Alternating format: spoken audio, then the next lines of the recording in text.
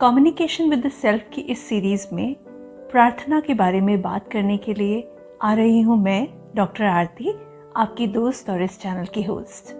I am a gynaecologist and obstetrician by profession, a certified trainer in women empowerment and development and also a relationship counsellor. तो फिर देर किस बात की है?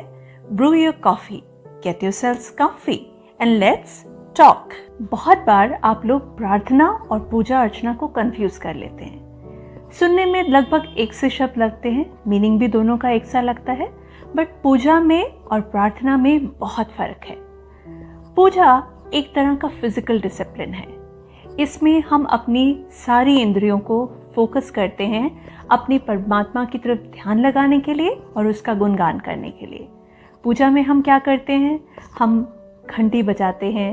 इसका मतलब हमारी हियरिंग जो है, हमारी सुनने की जो शक्ति है, हमारी इंद्रिय है, वो परमात्मा की तरफ केंद्रित हो जाती है।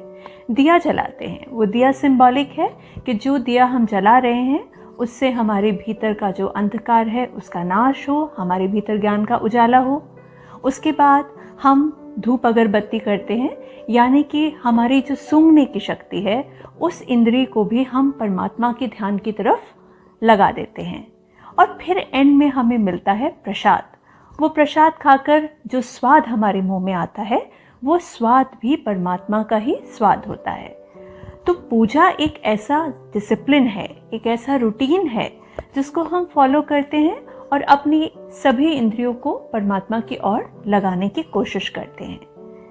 जबकि प्रार्थना इससे थोड़ा हटकर है। अगर मैं आसान शब्द में कहूँ तो अब तक जो हमने बात की सेल्फ टॉक के बारे में, सेल्फ टॉक में अगर हम फेथ यानी कि विश्वास को मिला दें तो वो प्रार्थना बनती है। आज मैं आपसे बात करूंगी प्रार्थना की विधि के बारे में। अब आप सोचेंगे प्रार्थना की क्या विधि है? सेल्फ टॉक की इतनी सारी टेक्निक्स और विधियां तो डॉक्टर आरती बता चुकी हैं, बट प्रार्थना करने की मेरे हिसाब से एक विधि है, और अगर हम उस विधि को फॉलो करें तो ईश्वर हमारी बात सिर्फ सुनता ही नहीं है, उसके ऊपर बहुत अच्छे रिजल्ट्स भी देता है। मैंने आपसे बहुत बार कहा कि परमात्मा को अपना मित्र समझें या साक्षी समझकर अपनी सारी बात कह दें। तो पहला तथ्य जो हमने स्वीकार करना है, पहली बात जो हमने अपने आप को एक्सेप्टेंस में लाना है, वो ये है कि हम चाहें चाहे ना चाहें, हम जाने चाहे ना जाने, परमात्मा हर समय हमारे साथ रहता है। वो हमारे हर चीज़ का विटनेस है, हमारे सभी एक्सपीरियंसेस का साक्षी है। तो जो भी बात मैं एक्चुअल में खुद से कर रही हूँ वो खुद से नहीं, अपने परमात्मा से ही कर रही हूँ, अपनी हायर कॉन्शियसनेस के साथ कर रही हूँ। तो फर्स्ट स्टेप जो आता है प्रार्थना की विधि में वो है कि एक्सेप्टेंस, परमात्मा है और वो मेरे सभी एक्सपीरियंसेस का साक्षी है। इसमें सेकेंड स्टेप आता है कि जैसे मैंने आपको सेल्फ टॉक बताया, ठीक वैसे ही मैं अपने मन की जितनी भी फीलिंग्स हैं, जितने भी थॉट्स हैं, आइडियाज़ हैं, वो उस मालिक के साथ शेयर करूं जिसने मुझे बनाया है, और उससे अपना दुख साझा करके उसी से उन परिस्थितियों का कुछ ना कुछ उपाय मांगूं।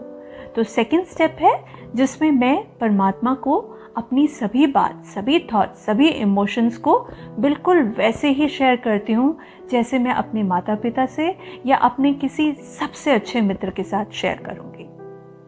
थर्ड स्टेप बहुत इम्पॉर्टेंट है, खास तौर पे जब हम परमात्मा से किसी प्रॉब्लम का हल मांग रहे हैं या कोई सोल्यूशन मांग रहे हैं, या हम लाइफ में कोई बड़ी प्रमोशन, तरक्की, बड़ा घर, कुछ भी ऐसा मांग रहे हैं जिससे हमें लगता है कि पाने के बाद हमें खुशी मिलेगी।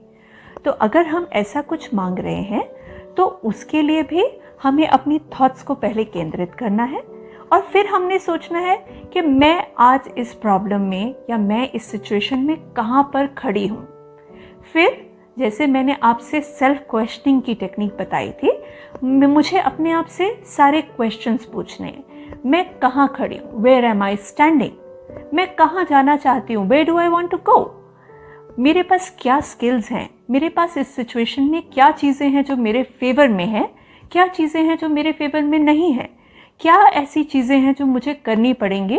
तो मैं सेल्फ क्वेश्चनिंग से सारी इन्फॉर्मेशन को गैदर करके किसी न किसी निष्कर्ष पे पहुंचती हूँ और एक एक्शन प्लान बनाती हूँ।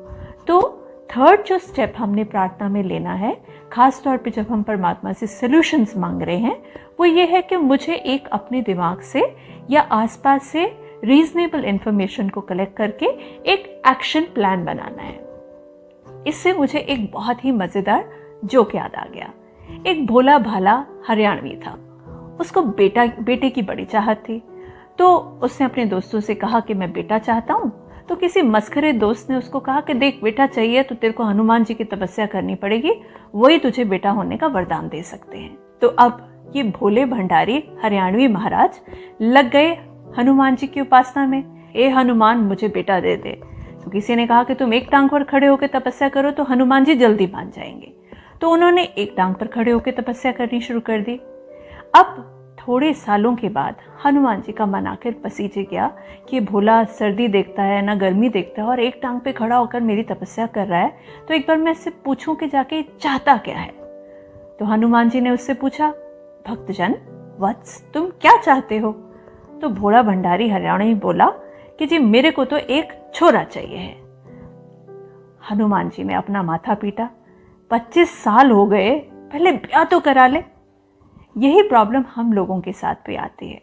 हम भगवान से कहते हैं, हे परमात्मा मुझे ये दे दे, हे भगवान मुझे इस चीज़ का हल दे दे, हे भगवान मुझे ये कर दे, but God helps those who help themselves. तो थर्ड जो इम्पॉर्टेंट स्टेप हमारी सारी विधि में आता है, वो है अपने विचारों से सेल्फ क्वेश्चनिंग करके अपने मोटिव और अपने स्किल्स को पहचानते हुए एक एक्शन प्लान बनाना, जिस पे काम करके मैं अपने संभावित गोल्स को प्राप्त कर सकता हूँ। फोर्थ और लास्ट स्टेप जो प्रार्थना की विधि में आता है, वो है सरेंडर करना, यानी कि समर्पण करना। ये कहने में जितना आसान लगता है, लेट गो करना उतना ही मुश्किल है, क्योंकि जब हम लेट गो करते हैं उसके बाद ही लेट गॉड होता है। कि हमारे समर्पण के बाद ही परमात्मा अपना काम करना शुरू करता है। जब हम छोटे होते थे तो क्या होता था, हम किसी के घर जाते थे तो हम कहते थे आप बेटा कुछ लेंगे, ये टॉफ़ीज़ हैं आप ले लीजिए। तो हम क्या करते थे, नहीं नहीं अंकल हम नहीं लेंगे, हम नहीं लेंगे। फिर वो कहते थे बेटा प्लीज़ आप ले लीजिए, मम्मी आपको मना नहीं करेंगे, आप ये टॉफ़ीज़ ले लीजिए। हम फिर भी वेट करते थे। हम वेट किस बात की करते थे? हम वेट इस बात की करते थे कि वो अंकल अपनी बड़ी सी मुट्ठी में भर के टॉफ़ीज़ हमें दे दें, क्योंकि हमारी छोटी सी मुट्ठी में तो 4-5 टॉफ़ीज़ ही आएंगी और अंकल की मुट्ठी में आएंगी ढेर सारी टॉफ़ियाँ। ठीक इसी तरह परमात्मा की मुट्ठी हमसे बहुत ज़्यादा बड़ी है।